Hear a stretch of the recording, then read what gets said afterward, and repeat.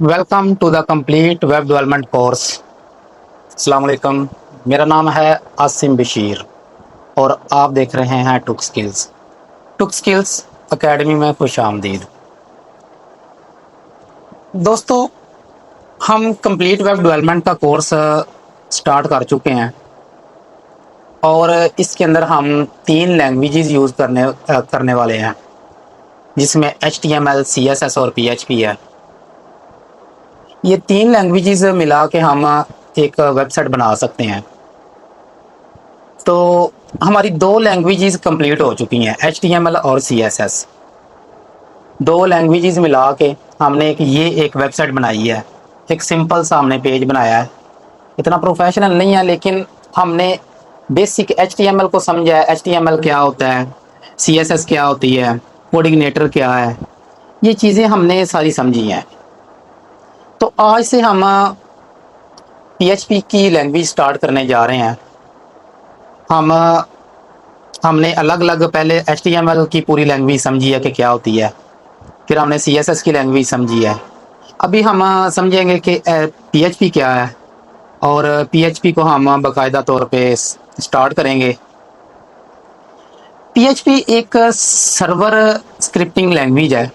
ये सर्वर के ज़रिए चलती है। इसके लिए सर्वर का होना ज़रूरी होता है। 2 किस्म के सर्वर होते हैं, या तो आप अपने कंप्यूटर को लोकल होस्ट के ज़रिए अपने कंप्यूटर को सर्वर बना सकते हैं, या आप ऑनलाइन अपना कोई सर्वर ले सकते हैं। तो इसके लिए हमने अपने कंप्यूटर को लोकल सर्वर बनाया हुआ है। उसके लिए हमने स्टार्ट से ये जैम हमने यूज़ किया है। इसी जैम के अंदर हम PHP की लैंग्वेज स्टार्ट करेंगे। तो इसको मैं हाइड कर देता हूँ, और यही जो फाइल्स हमने ये क्रिएट की हुई हैं, इनको ओपन करते हैं। इसको ओपन करने के लिए हम जैम में जाएंगे, सॉरी, सब लाइन में जाएंगे। ये सब लाइन मेरे सामने ओपन है। इसके अंदर ये हमारे पास HTML के बटन्स बने हुए हैं। मैंने ये बटन्स बना के आपको दिखाए थे। हमने div सीखा है, हमने CSS सीखी है, क्लासेस सीखी हैं CSS के लिए, IDs बनाना हमने सीखी हैं, टैग्स हमने पढ़े हैं। तो ये सारा कुछ मिला के हमारे सामने एक ये वेबसाइट क्रिएट हुई है। तो इसको हम अभी रिमूव कर देते हैं। यहाँ हम क्या करेंगे, इसी पेज के अंदर Ctrl+A करके ये सारी कोडिंग हम रिमूव करते हैं। Ctrl+S करके हम इसको सेव कर देते हैं, या फिर यहाँ फाइल में जाके हम इसको सेव कर देते हैं। तो ये सेव हो गया। रिफ्रेश करके देखते हैं तो ये देखें, पेज हमारे पास एम्प्टी हो गया, कुछ भी नज़र नहीं आ रहा। तो यहाँ हम इसी फाइल के अंदर PHP की लैंग्वेज स्टार्ट करने जा रहे हैं। अभी ये फ्रेश कोडिंग होगी, इसके अंदर ना ही कोई HTML होगी, ना ही CSS होगी। फ्रेश PHP की लैंग्वेज हम यूज़ करेंगे। PHP ज़्यादातर हम इसलिए यूज़ करते हैं, वेबसाइट 2 किस्म की होती है। एक तो स्टैटिक वेबसाइट होती है, एक डायनामिक वेबसाइट होती है। डायनामिक वेबसाइट उस वेबसाइट को कहते हैं जिसके अंदर ऑटोमेटिकली डाटा चेंज हो रहा होता है। जैसे हम एक वेबसाइट के ऊपर लॉगिन करते हैं, तो हर यूज़र का अपना अपना यूज़र नेम होता है, वो चेक हो रहा होता है यूज़र नेम, उसका फॉरवर्ड पासवर्ड हो सकता है, लॉगिन हो सकता है, रजिस्टर हो सकता है। ऐसी वेबसाइट्स डायनामिक होती हैं। या फिर हम किसी वेबसाइट के ऊपर कोई टाइम देख रहे होते हैं, टाइमर चल रहा होता है, डेट शो हो रही होती है, तो वो हर रोज़ जब भी आप उसको ओपन करेंगे तो उसके ऊपर डेट चेंज होगी, टाइम चेंज होगा, तो वो ऑटोमेटिकली चेंज हो रहा होता है। तो उसको हम डायनामिक बोलेंगे। और दूसरी वेबसाइट होती है स्टैटिक। स्टैटिक वेबसाइट होती है जो कुछ, जैसे हमने ये अपनी वेबसाइट के अंदर, ये मैं थोड़ा सा बैक करके दिखाता हूँ। तो ये देखिए, जैसे ये हमने बनाया है, ये स्टैटिक वेबसाइट है। आप इसको अभी ओपन करें, आप 1000 साल के बाद ओपन करें, आपको ये वेबसाइट ऐसी की ऐसी नजर आएगी। इसके अंदर कुछ भी चेंजिंग नहीं होगा। तो ऐसी वेबसाइट को स्टैटिक कहते हैं, जो हमेशा सेम रहे, सेम डाटा नजर आए, उस डाटा को, उस वेबसाइट को हम स्टैटिक कहेंगे। और जिसके अंदर ऑटोमेटिकली चेंजिंग हो रही हो, ऑटोमेटिकली टाइम चेंज हो रहा हो, यूज़र चेंज हो रहे हो, यूज़र क्रिएट हो रहा हो, यूज़र रजिस्टर हो रहा हो, जैसे ये ऊपर हमने लॉगिन का बटन बनाया, रजिस्टर का बटन बनाया है। तो ये जब ये फंक्शंस वर्क करेंगे तो तब हम जो है ना उसको हम बोलेंगे डायनामिक वेबसाइट। और अगर ये वर्क नहीं कर रहे तो ये हम इसको स्टैटिक बोलेंगे। तो चलते हैं हम अपनी लैंग्वेज की तरफ। ये हमारे पास पेज एम्प्टी हो गया। इसके अंदर हम थोड़ा सा आज हम पढ़ेंगे इस वीडियो के अंदर कि बेसिक हम समझेंगे कि PHP होती क्या है। सबसे पहले PHP को स्टार्ट करने के लिए लेस देन का साइन स्टार्ट करेंगे और उसके बाद ग्रेटर देन का साइन हम उससे क्लोज कर देंगे PHP के टैग। इसके अंदर हम डबल क्वेश्चन मार्क लिखेंगे और थोड़ा सा मैं इसको जूम कर देता हूँ। ये हमने डबल क्वेश्चन मार्क लगाया है और इसके अंदर हम लिखेंगे PHP। ये हमने PHP लिखा है। ये एक PHP को स्टार्ट करने के लिए, PHP की लैंग्वेज को स्टार्ट करने के लिए ये एक सिंगल टैग हमें स्टार्ट करना पड़ता है और इसके अंदर हम जो भी लिखेंगे इसके अंदर अंदर लिखेंगे। इसको मैं एंटर करके तो ये थोड़ी सी अंदर स्पेस बना दी है। यहाँ से ये टैग स्टार्ट हुआ है और यहाँ ये टैग क्लोज हो रहा है। इसके अंदर हम कुछ भी कर सकते हैं, कुछ भी हम लिख सकते हैं। तो वेबसाइट के अंदर PHP की लैंग्वेज यूज़ करने के लिए जो सबसे पहला तरीका होता है, जो सबसे पहली चीज़ होती है वो है वेरिएबल्स। तो हम पढ़ेंगे वेरिएबल्स क्या होते हैं। हम एक वेरिएबल क्रिएट करते हैं। वेरिएबल क्रिएट करने के लिए डॉलर का हम साइन लिखेंगे और उसके साथ हम लिखेंगे वेरिएबल। कुछ भी हम लिख सकते हैं। यहाँ मैं उसको नेम ही वेरिएबल दे देता हूँ, वेरिएबल। और उसके बाद इक्वल का साइन और उसके बाद डबल कोटेशन और उसके बाद सेमीकोलन। ये हमारे पास एक वेरिएबल क्रिएट हो गया। तो इसके अंदर हम ये जो डबल कोटेशन है इसके अंदर मैं एक वैल्यू लिखूंगा, आसिम बशीर। ये एक वैल्यू लिखी गई है। अब ये क्या हुआ है, ये हमने एक वेरिएबल क्रिएट किया है और इसके अंदर हमने ये वाली वैल्यू स्टोर कर दी है। ये आसिम बशीर डबल कोटेशन के अंदर हमने ये वेरिएबल के अंदर हमने स्टोर कर दिया। कंट्रोल एस करके देखते हैं, वेबसाइट को देखेंगे तो कुछ भी नहीं होगा। ये देखें, रिफ्रेश किया, कुछ भी नहीं होगा। अब इसको हम डिस्प्ले करवाना चाहते हैं अपनी वेबसाइट के ऊपर, ये वर्ड को, आसिम बशीर को। अगर आसिम बशीर को डिस्प्ले करवाना है तो हम ये इस वेरिएबल को कॉपी करेंगे। तो हम यहाँ नीचे कहीं भी जाके लाइन नंबर 4 के ऊपर, लाइन नंबर 5 के ऊपर थोड़ी सी स्पेस हम बना लेते हैं। यहाँ हम इको करते हैं, ECHO। इको हमने लिखा और जो वेरिएबल हमने कॉपी किया इसको पेस्ट कर देते हैं और साथ इसको सेमीकोलन लगा के क्लोज कर देते हैं। तो ये भी आपको याद रहे, जो भी लाइन हमने स्टार्ट करनी है उसको हमने सेमीकोलन के साथ क्लोज भी करना है। कंट्रोल एस करके सेव करते हैं और जाके वेबसाइट को देखते हैं। तो ये देखें, हमारी PHP लैंग्वेज का पहला कोड रन हो चुका है। ये सबसे पहला कोड है PHP का जो हमने रन किया है।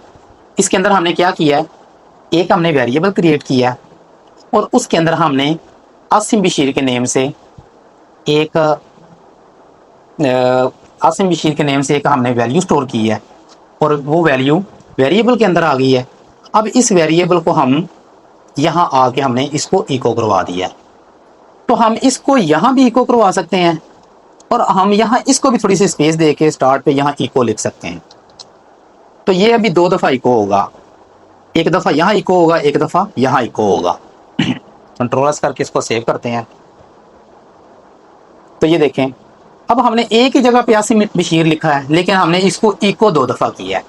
तो हम जितनी दफ़ा इसको इको करते जाएंगे उतनी दफ़ा आसिम बशीर शो होता जाएगा। तो ये हमने 2 दफ़ा इको कर दिया। अब इसके अंदर हम अगर ये वैल्यू चेंज करना चाहते हैं, Asim is a web developer, Asim is a web developer. Control S करके सेव करते हैं, रिफ्रेश करेंगे तो 2 जगह पे ये चेंज हो जाएगा। ये देखें, अभी 2 जगह पे आ गया, Asim is a web developer, Asim is a web developer. तो हमने एक ही जगह पे एक ही वेरिएबल के अंदर हमने वैल्यू स्टोर की है। यहाँ भी वेरिएबल को इको करवा दिया हमने और यहाँ भी वेरिएबल को इको करवा दिया है। तो ये एक स्टेटमेंट है हमने जो इको करवाई है वेरिएबल के अंदर स्टोर करवा के।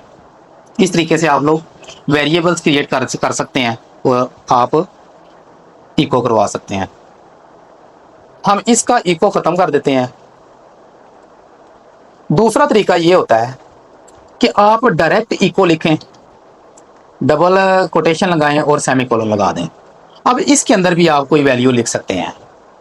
यहाँ हम लिख सकते हैं, we are learning web development development from two skills academy. ये हमने डायरेक्ट इको करवा दिया, हमने इस वैल्यू को अभी किसी वेरिएबल के अंदर स्टोर नहीं किया। तो आप इसको डायरेक्ट भी इको करवा सकते हैं और आप इसको वेरिएबल के अंदर, जैसे ये मैंने स्टोर किया, ऐसे वेरिएबल के अंदर भी आप स्टोर करवा के इको करवा सकते हैं। कंट्रोल एस किया, रिफ्रेश करते हैं तो ये देखें हमारे साथ आ रहा है, हमारे सामने आ गया, we are learning web development from took skills academy. तो इस तरीके से आप वेरिएबल में भी आप डाटा स्टोर करवा सकते हैं और डायरेक्ट भी आप इको करवा सकते हैं। तो हम डायरेक्ट क्यों इको करवाएंगे और वेरिएबल के अंदर हम क्यों इको करवाएंगे डाटा? अगर आप वेरिएबल के अंदर स्टोर करवाते हैं, हो सकता है कि ये सेम स्टेटमेंट हमने एक वेबसाइट के ऊपर 10 जगह पे 20 जगह पे हमने स्टोर इको करवानी हो, यानी एक ये जो मैसेज है, एक ही वर्ड है, ये वेबसाइट के मुख्तलिफ जगह के ऊपर हमने अगर इसको डिस्प्ले करवाना हो तो फिर हम इसको एक वेरिएबल के अंदर स्टोर करेंगे और एक ही वेरिएबल को जगह जगह पे हम इस्तेमाल कर लेंगे, ताकि एक ही, जब हमें कोई चेंजिंग करने की जरूरत पड़ेगी तो एक ही स्टेटमेंट जब हम चेंज करेंगे तो सबके अंदर चेंजिंग आ जाएगी। तो अगर ये वाली हम डायरेक्ट इसको इको करवाते हैं तो इसको जितनी बार भी हमने इको करवाना है तो ये पूरी की पूरी स्टेटमेंट या इसको कॉपी पेस्ट करते जाएं आप ऐसे, तो ये सारी कोडिंग आपको, सारे टेक्स्ट आपको दोबारा अगर 3 दफा इको करवाना है तो 3 दफा ये सारा आपको लिखना पड़ेगा। तो हम अगर ये रिफ्रेश करते हैं, देखिए ये 3 दफा लिखा आ गया। अब मैं अगर चेंज करना चाहता हूँ, we are learning web development, तो मैं अगर करना चाहता हूँ इसको चेंज है, मैं आर खत्म करना चाहता हूँ, कंट्रोल एस करता हूँ तो ये एक ही जगह पे खत्म होगा, बाकी जगह पे खत्म नहीं हुआ। तो हमें क्या करना पड़ेगा, सारी लाइंस के अंदर जहां जहां इको करो सब के अंदर जाके चेंज करना पड़ेगा ऐसे। तो इसके साथ मेहनत ज्यादा होती है। तो इससे ये मेहनत को कम करने के लिए, कोडिंग को कम करने के लिए हम एक ही वेरिएबल क्रिएट करेंगे और उस वेरिएबल के अंदर हम डाटा स्टोर करवा के उस वेरिएबल को इको करवा देंगे। तो कहीं कहीं हमें ये डायरेक्ट भी इको करवाना पड़ेगा और ज़्यादातर हमें डाटा वेरिएबल के अंदर स्टोर करवा के इको करवाना पड़ेगा। तो ये तो हो गया वेरिएबल। अब हम चलते हैं, हम इस वेबसाइट के अंदर, इस कोडिंग के अंदर हम फंक्शंस भी यूज़ कर सकते हैं। ये वेरिएबल हमने खुद क्रिएट किया है, हमारे सामने हमारे पास काफ़ी चीज़ें हैं जो हम यूज़ कर सकते हैं, वो PHP लैंग्वेज ने खुद क्रिएट की हुई हैं। जैसा कि डेट है, डेट जैसे ये देखें हमारे कंप्यूटर के अंदर नज़र आ रही है, जैसे जैसे टाइम चेंज होगा डेट चेंज होगी, यहाँ यहाँ ऑटोमेटिकली चेंज होती जाएगी। तो एक डायनामिक फंक्शन हम इसके अंदर यूज़ करेंगे डेट का। हम डेट का एक फंक्शन यूज़ करेंगे। फंक्शन का मतलब ये होता है कि ऑलरेडी जो है ना, जिन्होंने PHP की लैंग्वेज क्रिएट की है उन्होंने एक फंक्शन बना दिया है, उसके अंदर उन्होंने डेट का हर किस्म का फॉर्मेट स्टोर कर दिया है। जैसे ये है, पहले 6 जो है ना, 6 मंथ हमारा जो 6 है और डेट जो है ना, नहीं डेट हमारी 6 है, मंथ जो है वो 12 है, 12 मंथ है या डेट है, हाँ जी 12 जो है डेट है और मंथ जो है 6 है। और उसके बाद हमारे सामने ईयर है, ये सारा नज़र आ रहा है। और कहीं कहीं ऐसा लिखा होता है इस फॉर्मेट के अंदर के यहाँ जो मंथ है, मंथ की जगह पे मंथ का नेम लिखा होता है, यहाँ मंथ का नंबर लिखा हुआ है 12, डेट का मंथ जो है ना, ये 6 जो लिखा हुआ है ये मंथ का नंबर इन्होंने लिखा हुआ है। तो कहीं कहीं मंथ का नंबर लिखा होता है, कहीं कहीं मंथ का नेम लिखा होता है। तो इस तरीके से डेट का जो ना फॉर्मेट चेंज होता रहता है। तो हम भी इस तरीके से इसको यूज़ कर सकते हैं। PHP लैंग्वेज ने पूरे का पूरा जो है ना, ये मंथ का सिस्टम, नेम सिस्टम और मंथ का नंबर सिस्टम सारा ये डेट के फंक्शन के अंदर डिफाइन कर दिया। डेट लिखेंगे, ये नीचे आ गया, इसको हम ऑटो फिल कर देते हैं और फॉर्मेट के अंदर वो कहते हैं कि आप जो ना लिखें आप क्या शो करवाना चाह रहे हैं। इसके अंदर हम डबल कोटेशन लगाएंगे और यहाँ बाहर जाके इसको सेमीकोलन के साथ क्लोज कर देंगे। ये क्लोज हो गया। अब ये जो डबल कोटेशन है इसके अंदर हम पहले लिखेंगे D कैपिटल, D का मतलब होगा डे, D कैपिटल लिख के कंट्रोल एस करके सेव करते हैं और अपनी वेबसाइट को रिफ्रेश करके देखते हैं तो ये देखें एम्प्टी हो गया। ये हमने डेट का फंक्शन क्रिएट तो कर लिया है और इसको हम इको नहीं हमने करवाया। कोई भी वेब चीज़ आपने डिस्प्ले करवानी है PHP के ज़रिए तो आपने इसको इको ज़रूर करवाना है। आप कैपिटल भी इको लिख सकते हैं और स्मॉल भी लिख सकते हैं। तो ये इको हो गया, कंट्रोलर्स करके सेव करते हैं, देखते हैं क्या हुआ है।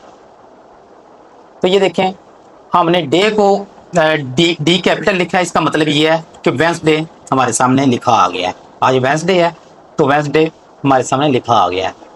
और अगर हम यही डी स्मॉल लिख देते हैं तो फिर ये जो डे है वो डेट में जो ना कन्वर्ट हो जाएगा। आज यहाँ आज की तारीख आ जाएगी। तो ये देखें, आज की तारीख 12 है तो 12 हमारे सामने आ गया। इसके बाद इसी को हम अभी कैपिटल कर देते हैं डी को। उसके बाद आता है डे के बाद आएगा मंथ। मंथ जो है हम पहले एम जो है ना कैपिटल लिखते हैं और इसको रिफ्रेश करके देखते हैं। तो ये देखें, वेंसडे है और उसके बाद जून आ गया, जून का महीना चल रहा है। तो अगर हम इसी को स्मॉल लिखते हैं एम को, तो फिर मंथ जो है ना नंबर वाला आ जाएगा। ये देखें, अभी 6वां महीना चल रहा है तो 06 हमारे सामने आ गया। इसी तरीके से उसके बाद आ जाता है ईयर। अगर आप ईयर जो है वाई के साथ ईयर आएगा, आप वाई कैपिटल लिखेंगे तो देखते हैं क्या होता है। ये देखें, 2024 आ गया। और इसी वाई को अगर हम स्मॉल लिखते हैं तो फिर देखते हैं, ये देखें अभी खाली फॉर्मेट में 24 आ गया। 24 का मतलब है 2024 चल रहा है हमारे सामने। तो इस तरीके से आप स्मॉल और कैपिटल आप लिख सकते हैं। इसके बाद होते हैं सेकंड। आप टाइम भी लिख सकते हैं। आप सेकंड एस लिखेंगे तो सेकंड आ जाएंगे। कंट्रोल एस करके सेव करते हैं तो ये देखें अभी 12 सेकंड आ गए हैं। ऐसे रिफ्रेश करते जाएंगे तो ये चेंज होते जाएंगे। ये टाइमर अभी टाइम भी हमारे सामने चलना शुरू हो गया। इसके बाद हम जो है ना यहाँ हम कॉलन भी लगा सकते हैं ताकि थोड़ा सा फ़र्क नज़र आ जाए। ये देखें, ये कॉलन आ गया। रिफ्रेश करते जाएंगे, जितनी दफ़ा रिफ्रेश करेंगे ये सेकंड ऐड होते जाएंगे। तो उसके बाद हम ये कॉलन लगा के एम लिख सकते हैं सेकंड मिनट। देखते हैं सही टाइम है कि नहीं। ये देखें, अभी हमारे सामने मिनट भी आ गए हैं और सेकंड्स भी आ गए हैं। ये देखें, जैसे जैसे हम रिफ्रेश करेंगे तो ये ऑटोमेटिकली मिनट्स और टाइम चेंज हो रहा है। तो ये इस फंक्शन को हम डायनामिक फंक्शन बोलेंगे। तो ऐसी चीज़ें जब हम किसी वेबसाइट के अंदर यूज़ करेंगे तो उस वेबसाइट को हम डायनामिक बोलेंगे। और अगर कुछ चेंजिंग नहीं हो रही, स्टैटिक है, कुछ भी जो हमने एक डेवलपर ने लिख दिया है वेबसाइट के अंदर वही हमेशा रहेगा, तो उस वेबसाइट को हम स्टैटिक बोलेंगे। तो आज के लिए काफ़ी है। हमने PHP का टैग स्टार्ट करना सीखा है। हमने वेरिएबल बना के उसको इको करवाना सीखा है। हमने वेरिएबल के बगैर डायरेक्ट स्टेटमेंट इको करनी सीखी है। हमने डेट टाइम इको करवाना सीखा है। तो ये चीज़ें जो है ना आप यूज़ करके आप जो है ना काफ़ी चीज़ें बना सकते हैं। ये अगर हम गूगल के अंदर सर्च करते हैं echo date and time in PHP, Google के अंदर आप अगर सर्च करते हैं तो हमें बना बनाया फंक्शन जो है ना PHP का मिल जाएगा। काफ़ी वेबसाइट्स हैं। ये पहले वाली वेबसाइट हमने ओपन कर ली है। तो इसमें ये देखें, ये चीज़ें हैं। ये एक बना बनाया PHP के टैग के साथ बना बनाया सारा हमारे सामने एक फंक्शन है। इसको अगर हम अपने अकॉर्डिंग रिमूव करके ये पेस्ट कर देते हैं तो इसके अंदर कहीं डेट शो हो रही होगी, कहीं टाइम शो हो रहा होगा। हम देखते हैं अपनी वेबसाइट के ऊपर क्या हुआ है। तो ये देखें, ये हमारे पास एक फॉर्मेट ये यूज़ हो गया, दूसरा फॉर्मेट ये यूज़ हो गया, तीसरा ये है और चौथा टुडे इज़ वेंसडे। ये काफ़ी चीज़ें हैं। आप गूगल से भी सर्च करके PHP की चीज़ें यूज़ कर सकते हैं। तो ये चीज़ें भी हम बनानी सीखेंगे। वैसे मैंने आपको दिखा दिया कि आप लोग जो है ना ऐसे गूगल से भी सर्च करके, ये देखिए वही उन्होंने डेट का फंक्शन यूज़ किया हुआ है जो हमने यूज़ किया था। और साथ उन्होंने HTML का 1-2 टैग भी यूज़ किया है, BR लगाया है ताकि लाइन ब्रेक हो जाए। ये इस लाइन के बाद लाइन ब्रेक हो जाए, इस लाइन के बाद लाइन ब्रेक हो जाए। तो उसके लिए उन्होंने साथ HTML का टैग भी यूज़ किया है। इस तरीके से आप लोग भी कर सकते हैं। तो मिलते हैं नई वीडियो के साथ। अभी तक अगर आपने हमारा चैनल टुक स्किल्स सब्सक्राइब नहीं किया तो सब्सक्राइब कर लें और बेल के आइकन को प्रेस कर लें ताकि हमारी आने वाली तमाम वीडियोस आप तक आसानी से पहुंचती रहें। तो मिलते हैं एक नई वीडियो के साथ। तब तक के लिए अल्लाह हाफिज़।